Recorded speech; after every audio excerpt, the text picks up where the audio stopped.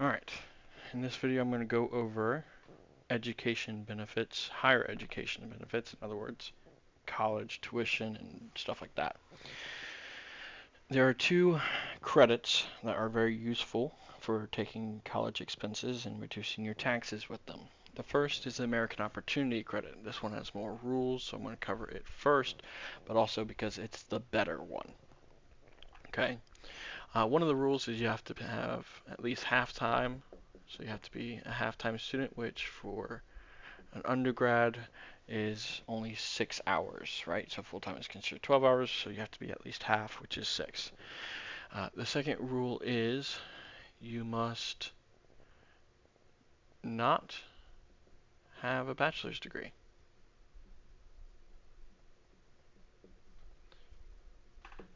If you have completed your bachelor's degree, you cannot take the American Opportunity Credit ever again.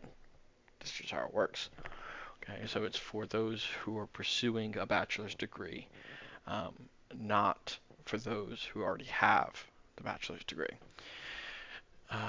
3, you cannot take it more than 4 times. You can only take it 4 times ever. If you've taken it 4 times in the past, you cannot take it anymore. And lastly, the main last rule is no felony, keyword there is felony, drug convictions. You're convicted of a felony drug charge, you cannot get the American Opportunity Credit, ever. I think it's part of the war on drugs is what that caveat comes from. Okay, now with the rules aside, let's talk about how good it is. It will give you 100% of your expenses back on your tax return, okay? Which means you essentially are going to college for free for the first $2,000. So for every dollar you spend for $2,000, you're going to get back as a tax credit, okay? Most of this is non-refundable, which means it only actually helps you if it's only really essentially free college if you are paying any tax at all, which is also part of the reason why a lot of times this credit is used by the parents on the parents' return with the child as their dependent. Okay, so it's 100% for the first 2,000, and then for the next 2,000, for the next 2,000 after that, it's 25%. Okay, so for if you spend $2,000, you get $2,000 of credit. But if you spend 4,000, the most you can get is a net total of 2,500 off your taxes. Okay, because the first 2,000 goes directly in, but after that, the other 2,000 you only get a fourth of it. So a fourth of 2 is 5. There is a phase-out limitation, so if you, as a single person, make more than $90,000, or if you start to make 80,000, it gets phased out, and you start losing that credit until the time when you make 90,000. If you make 90,000 or more as a single filer, you lose the ability to take this credit. If you are married filing jointly, then it is 160 to 180. In other words, double. Okay, and you will slowly lose it starting at 160, and by the time you're at 180,000 income, you've lost the deduction completely. And by single, this includes head of household and QSS.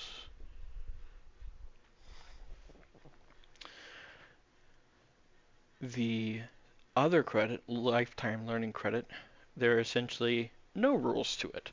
It just has to be qualified education expenses. That's it. There are really no other conditions other than that, and it is, you can take $10,000 of expenses up to that much, and then you'll times it by 20% or 1/5.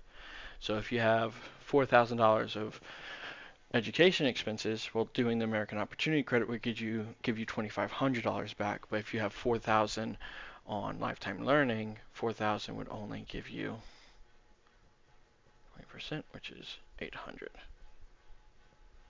Would only give you $800 back, which is not nearly as good. But once again, if you've already used your 4 American Opportunity Credits in the past, or if you've already graduated from college with a bachelor's degree or whatever else, then, lifetime learning credit's better than literally nothing. So, a few other things to note. The lifetime learning credit is per return. In other words, if let's say you spend $8,000 on your tuition expenses for you to go to college, and your spouse spends $8,000 as well, lifetime learning credit is you have one bucket of 10,000, so you would have only a 2,000 credit. You would have 16,000 expenses, but you could only take 10,000 of that and times it by 20%. So you would get a lot less that way than if you were filing separate, like unmarried, filing on your own. Okay, whereas American Opportunity is per student. So each student you have can take this credit individually. And so if you have 2 or 3 kids in college or whatever, then you would be able to take American Opportunity Credit for each of those that are eligible individually, and each one could give you $2,500, whereas Lifetime Learning Credit would be all of the expenses into one credit, and so you'd only get up to 2,000 that way. So American Opportunity is just such a better credit overall. And then I want to talk briefly about what is qualified expenses and what isn't. The gist is obviously tuition and any fees that you can't get out of, because there are a bunch of fees they charge you that you have no option to pay. It's just part of registering for classes. A lot of the charge of that class is a bunch of fees that are kind of hiding in there if you ever look at them. Tuition fees for the classes, basically any school supplies or classroom supplies. Class materials is the general phrase for it. So that includes things like books, pencils for class can also usually be counted if you're really keeping track of all those things. Scantrons for sure. If you're required to provide Scantrons or blue books or whatever they're called. If you're having to buy those out of your own pocket, those can also count towards it. Sometimes some schools provide those types of things, some don't. So it just depends on what your school does. If they don't provide them and you pay for them, they can count towards it. A lot of times people like to ask about computers, as far as I bought my kid a laptop for school so that he can do homework assignments and whatnot. Generally, the answer is no. The answer is no for most technology type of stuff like that, because it's not required by the course or the program or curriculum for you to have a computer. You may have to do online assignments. You may have to do assignments that require a computer, essentially, but not that computer. And the point here is that you could theoretically go to the library and use the library's computer or one of the labs, use one of the labs open to the students, and use those computers to do the assignment. And therefore, you are opting to buy your own computer for your own convenience, and you don't get a credit for that. Now, with that being said, since I am in Houston and A&M is right around the corner, I get one situation that is slightly different, and that is I believe A&M's one of their engineering programs or architectural programs. They required a certain computer to be bought, a certain laptop to be bought by their students in order to be a part of the program. And if you did not have that laptop, that computer, you could not be a part of the program. In that type of scenario, then yes, the laptop would be a valid educational expense for the purpose of the credits, because the program required that you bought this, and it specified what it was you had to buy. Okay, so you have to be kind of careful with that. Um, there are a lot of other expenses that are considered part of the college cost, that are just not part of it. So things like the meal plan and your dorm, those don't count. Okay, meal plan, dorm, even your parking tag, those are all no goody. Those don't count towards qualified education expenses. Okay. If you want to have more information and get a detailed list and a better overall information on any of these, you can find more in the resource guide. I'm going to go ahead and go over some of that stuff. So most of it's on tab J, education benefits, and this basically is just for the purpose of higher education stuff. J3 has the education expenses, and it talks about what is and what is not considered eligible qualified expenses, and course-related expenses, and they must be required of the students. Things that they don't include is here, which I kind of briefly touched on. Pretty much any other thing that's not required for that specific course. I mean, yes, it's required that you have a parking tag to park on campus, but you don't have to have you don't have to park on campus in order to be a part of the class. You could be dropped off, you could take the bus, yada yada. You could live on campus, so on and so on. So you got to be very careful with that line and make sure you fall on the right side of it. Other than that, you can find more information a few pages down as far as what each credit, how it kind of works and calculate. See, on lifetime learning credit, you get the 20% of 10K. American Opportunity goes back over that whole calculation of the 25% on the second half and 100% on the first half. And also a few pages down, it goes over the rules as to what you can and cannot, which one you can and cannot take.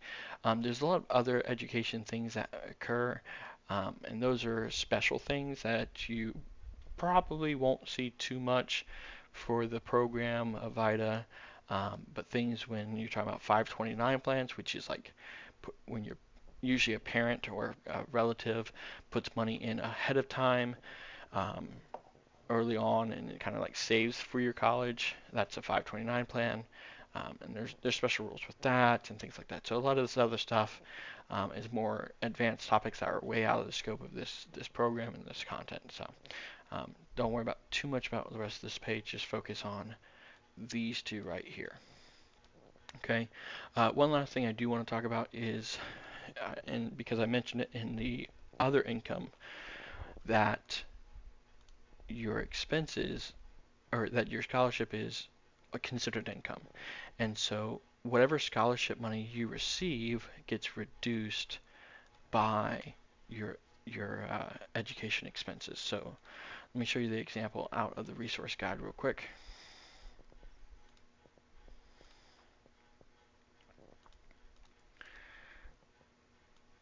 This is Form 1098-T. 1098-T is the tuition statement. The college will give you one of these every year. And basically what it says in box 1 or 2, usually box 1 now, I think they've changed it where box 1 is basically the only one that gets used. Box 1 tells us how much we paid for tuition. Not how much we paid for books and other things like that, just for tuition. And then it also tells us what scholarships we received in box 5. And so if box 1 and 5, you kind of have to compare those two a little bit. So in this case, we have more tuition than we have scholarship. So as long as we have more tuition and more expenses than scholarship, then scholarship is not part of income. So in this case, on this 1098-T, what this is showing me is that we have no other income from this scholarship. And then when we go to calculate our expenses, our qualified education expenses, we have to take whatever we have and reduce it by that amount of scholarship that we did not take as income. So in this case, we took, we had $7,000 of expenses, and we had $3,000 of scholarship.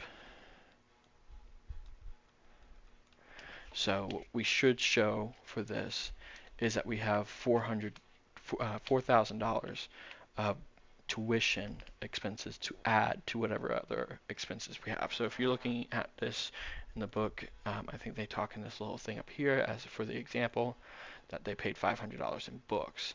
So the end result should be that we take 7 minus the 4 gives us 3,000, or sorry, 7 minus the 3,000 of scholarship gives us $4,000 plus the 500 for the book. So our total expenses should be 4,500, right? So that's 7,000 for tuition and the 500 for books minus the 3. All right, as far as problems to work on, for the basic return, or the basic test, we should be looking at questions number 12 and 15. And for the advanced, we should be looking at a few more, 13, 20, and 27. Okay, so at this point, go ahead and go in and work on those questions, depending on which exam you're working on. If you're working the basic, it's 12 and 15. If you're working advanced, it's 13, 20, and 27. Good luck, and don't forget to use your resource guide.